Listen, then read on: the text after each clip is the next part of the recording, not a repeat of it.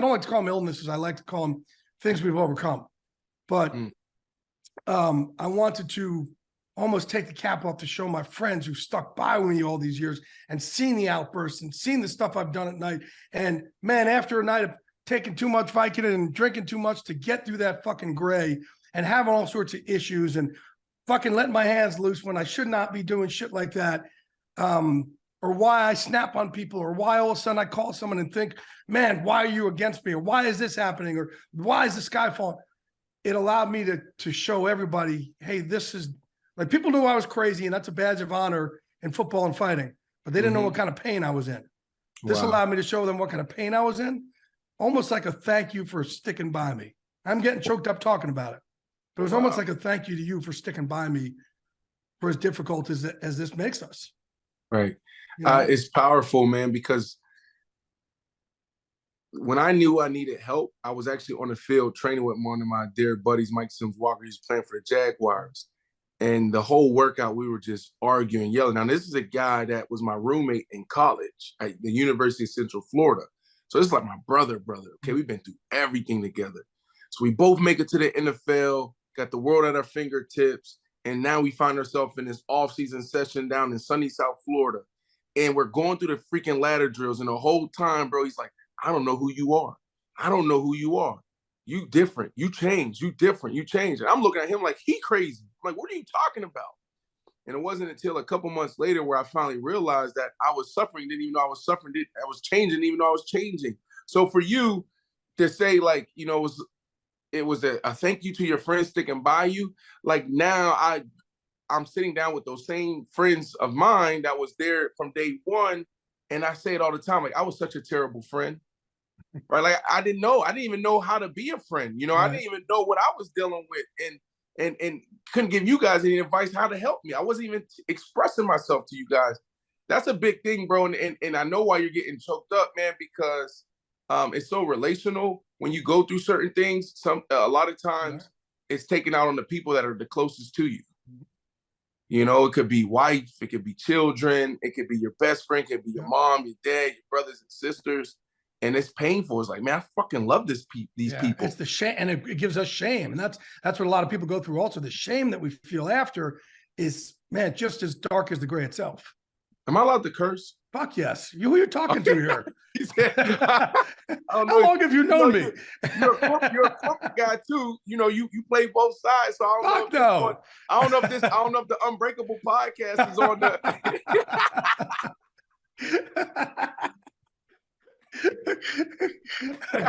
I don't change, man. You know me.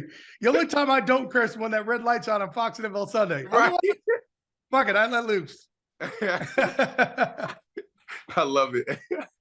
No, this is good, man. I appreciate you so much, man, creating this space. You were a pioneer in this space. It's kind of cool, Jay, seeing all the athletes, entertainers, prominent men and women, even influencers now use their platforms and talk about anxiety and depression. I guess I got a question for you. Yep. When did you notice that change, right? Because when you and I were talking about these things, you talking about putting words to it, me putting faces to it, you know, it was still really taboo. Now it seems like it's a badge of honor. Now it seems like it's trendy, you know, for people to stand up and say, oh, no, I deal with anxiety or depression, right? And feel really good about doing it. When did you see that shift?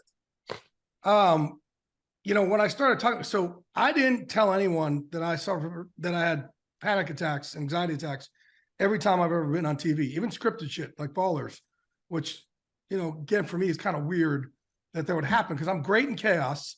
I suck in calm, right? So I'm great in the cage. I'm great on TV. I'm fine. But man, something happened to me in 2005 where it happened and it became habitual every single time I've ever been on TV for the first segment. It's weird. So a couple things. One, when I described it and told everybody what it feels like to have an anxiety attack, I can't tell you how many people in the TV world said, oh my God, that's what it is? Oh, thank you. I've had the same thing. Thank you. And all these people, like I used to think I was having a heart attack instead of a panic attack because we didn't know only in 2005, what the fuck an anxiety attack was. And we talked about it back then. So for years, I just had to suffer in silence. But ever since I've talked about it publicly, and I started doing mental health checkups on my Instagram, social media, now here on this podcast, and then writing the book and doing these interviews, there's not a week that goes past. I'm gonna try and keep it together here too, where somebody doesn't say thank you. You saved my life by talking about this. And man, I have grandmothers now saying, you've given me the words for the first time in 80 years to talk about this to my family. I didn't know what to say. So here's the coolest one though. Coolest one. We had a guest on this podcast a couple of weeks ago named Keith Madden. Keith was on the way to Hilton Head, South Carolina to kill himself. And he took a wrong turn and ended up at a Target. And my book was sitting right there. And he was planning on doing it on the third day that he was in Hilton Head. So he picked up some supplies and including my book. And he read Unbreakable. And he said he read almost all of it in day 2. By the morning of day 3, there's no longer any reason for me to kill myself. And I packed up and went home. And he has since bought a bunch of books, and I've sent him a bunch of free books too, and handing them out to people. But he's now telling his story openly. And I got a message from him yesterday, in tears, that a woman, a stranger, walked up to him and said, "Excuse me, are you Keith Madden?" He said, "Yes, I am." She said, "Oh my God, thank you. You saved my life." Wow. Oh my God, dude. So that's someone, and I tell people all the time, like, man, we got to stick around because you never know what lies around next Tuesday. Where, man, on next Tuesday, something great will happen for you. And Tuesday for me was when I finally got my first job. But you never know. And if he had completed that, his what he set out to do, that woman wouldn't be alive right now. That's why we got to stick around. That for me, like B. Marsh, I'm now getting these every week, and that is making this me want to talk about it even more and connect with the world. That's life's work, bro. And right, man? That's life's work right there. And the coolest thing about it is that just showed the power of telling your story. So you tell your story, but you don't even know how many others you are touching, right? So Keith, he hears your story, reads your story, boom, and now he starts to share his story. And now this lady is here today. And now she's going to open up and tell her story. Right. And she's going to impact people in the same way. Right. And that's why, bro, in 2011, when I stood there, and it was in Dolphins camp, and everybody's like, all right, where's Brandon been? What's going on? How's he going to respond? And I just stood up and I said, listen, the last 3 months, I've been at McLean Hospital. I was diagnosed with borderline personality disorder.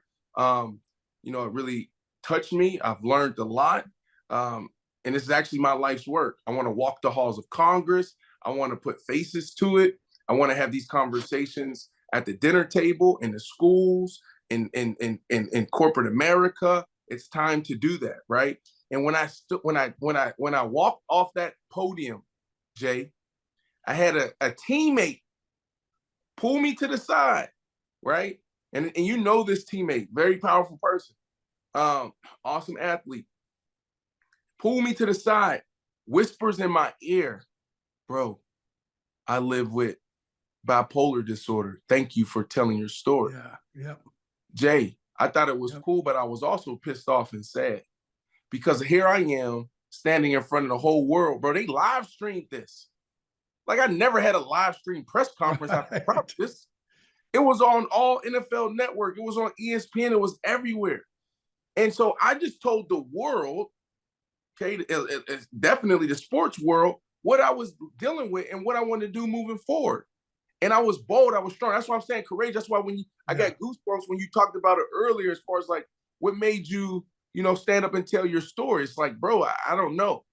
You know what I'm saying? I think it's something in our DNA, right? Because it's scary. And I understand why it's scary, because of the stigma around it and how people perceive you and how people treat you after. But so boom, I'm talking to him and I'm like, I just told the world this. And no one was around us. And he had to whisper in my ear because he wanted to make sure he protected that and nobody heard it. And I was like, this is why we need to continue to tell stories. And this is why, it's important for us to do this, because people are scared to open up. But I get it. Yeah. and we're in the majority, and our job is to show people that we're in the majority. I think people, especially nowadays, where how much social media fucks with everybody and what COVID did to everybody having to socially isolate, I think we're in the majority of those who are going through, if not depression, anxiety, or both, or something. It's different. Our brains are different nowadays. How much we're sitting there looking down on our phones, and it's just taking up our brain waves, and our brains are working differently. And we're comparing ourselves to everybody else's filtered fraction of a second of their post, their Facebook post or Instagram post. And it's fucking not real. It's too much stress and